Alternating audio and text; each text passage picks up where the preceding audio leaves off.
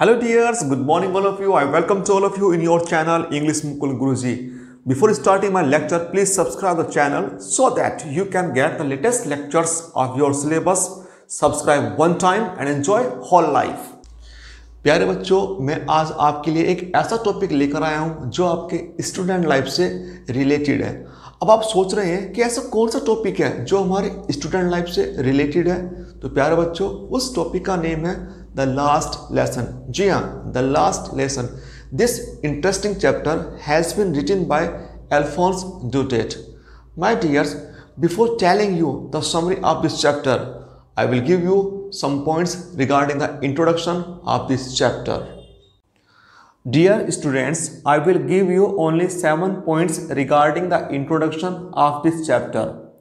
First point, the last lesson written by Alphonse Daudet describes the year 1870 when the Persian forces under Bismarck attacked and captured France.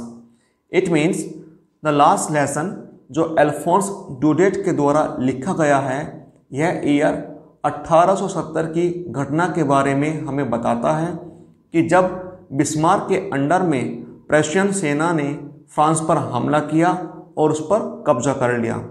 Point number second, the French districts of Alsace and Lorraine went into Persian hands. Alsace और Lorraine के फ्रांसीसी जिले Persian के हाथों में चले गए। Point number third, the new Persian rulers discontinued the teaching of French in the schools of these two districts.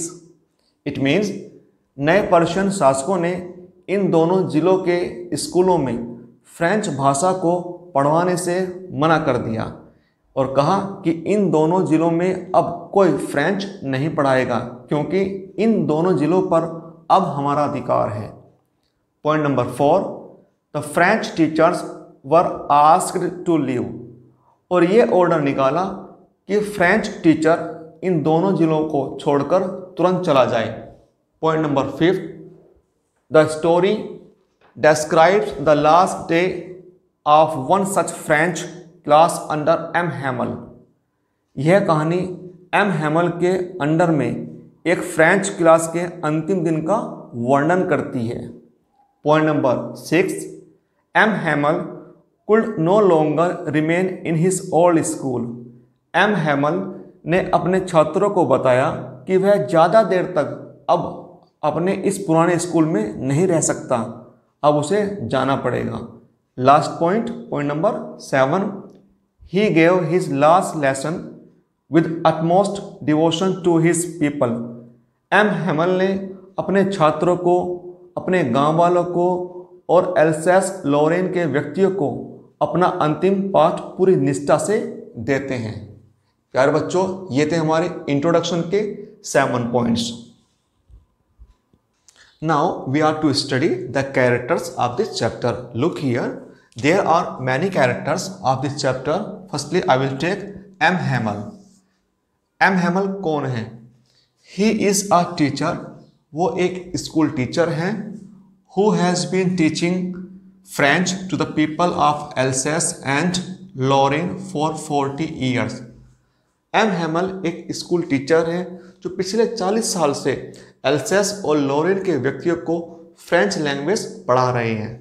Next character, Franz. He is a student at Hamel's school. French एक student है किसके school में? Hamel के school में। Next character, Wachter. He is a blacksmith. Who is Wachter? He is a blacksmith. वो एक लोहार है। Last character, Hauser, a minor character. Hauser is a minor character. My dears, there are many characters on the board, but there are 2 main characters in this chapter. Firstly, M. Hamel and secondly, Franz. These were the characters of this chapter. Now, dears, we are to start the summary of this chapter. Look here, some points are given on the board. The narrator, Franz. Who is the narrator of this chapter? Franz started for school very late that morning. इस chapter का narrator French school के लिए उस सुबह बहुत देरी से चला। क्या कारण था? बिकॉज क्योंकि he was feared from his class teacher, क्योंकि वो अपने क्लास टीचर से डरा हुआ था। क्या नेम था क्लास टीचर का? M Hamel. Who? M Hamel. That he would ask the questions from the students on participles, क्योंकि एम हैमल ने बच्चों से कहा था कि मैं पार्टिसिपल्स के ऊपर कुछ आपसे नेक्स्ट डे क्वेश्चन पूछूंगा। तो इसलिए फ्रेंच अपने क्लास टीचर एम हैमल से डरा हुआ था। But French did not know even the first word about them. उसके डरने का कारण यह था क्योंकि फ्रेंच पार्टिसिपल्स के बारे में कुछ भी नहीं जानता था। उसे पार्टिसिपल का एक वर्ड भी नहीं पता था कि पार्टिसिपल किसे कहते हैं और पार्टिसिपल्स का क्या यूज होता है। He had not prepared his lesson on participles। और डरने का दूसरा कारण यह भी था कि फ्रेंच ने जो उसके टीचर ने वर्क दिया था पार्टिसिपल्स के ऊपर, उसने कुछ भी वर्क नहीं किया था। He thought of running away। इसी डर के कारण उसने सोचा कि मैं आज स्कूल नहीं जाऊंगा। And spending the day out of schools doors. उसने सोचा कि मैं स्कूल से आज भाग जाता हूँ, स्कूल को बंक कर देता हूँ और पूरा का पूरा दिन आज स्कूल के बाहर ही कहीं बिताऊंगा। But he had to go to school at last. लेकिन लास्ट में आखिरकार उसको स्कूल जाना ही पड़ा। Next point, there was a big crowd in front of the bulletin board near the town hall. Usually the people received all kinds of news from there। It means जब French school जा रहा था तो रास्ते में उसने town के पास में बुलेटिन बोर्ड के सामने एक भीड़ देखी। ज़्यादातर लोग वहाँ पर न्यूज़ को पढ़ने आया करते थे। Next point, when he reached his school। जब फ्रेंच अपने स्कूल पहुँचा, he found it unusually quiet। तो उसने पाया कि वहाँ पर बिल्कुल शांति थी, बिल्कुल पिन ड्रॉप साइलेंस, जो पहले कभी शांति हुआ नहीं करती थी।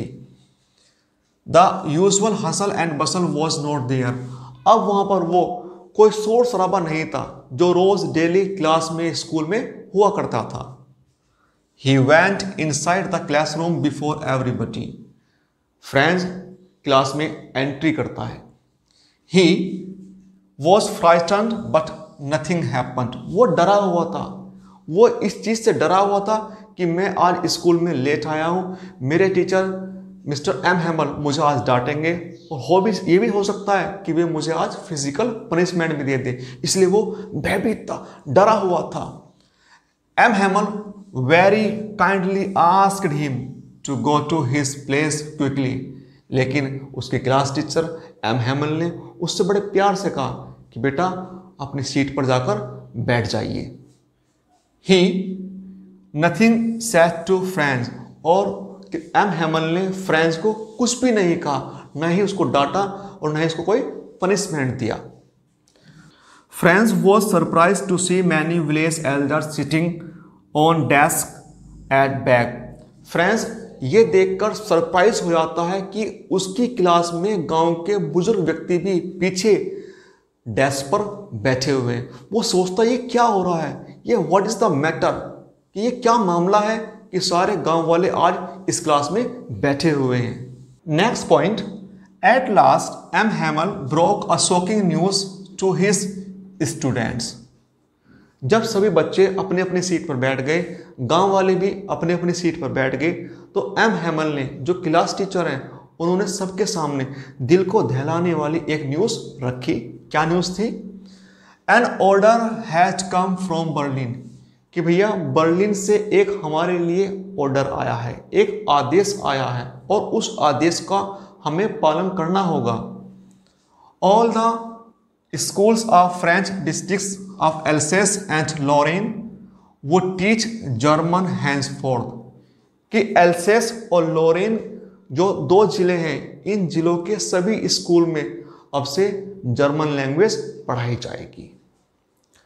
अ new teacher would come to teach German. और उस जर्मन लैंग्वेज के लिए एक न्यू टीचर भी अपॉइंट करा जाएगा। M Hamel announce that he would leave that school for good the next day. M Hamel ने यह अनाउंसमेंट किया, यह घोषणा की कि he would leave that school for good the next day, कि वो नेक्स्ट डे इट मीन्स कल इस स्कूल को छोड़ रहा है। He was delivering his last lesson in French, और उसने ये घोषणा करी सबके सामने, बच्चों के सामने, विलेजर्स के सामने, कि ये मेरा आज लास्ट लेसन है फ्रेंच लैंग्वेज में। Next point, M Hamel called up his students and village elders to guard French.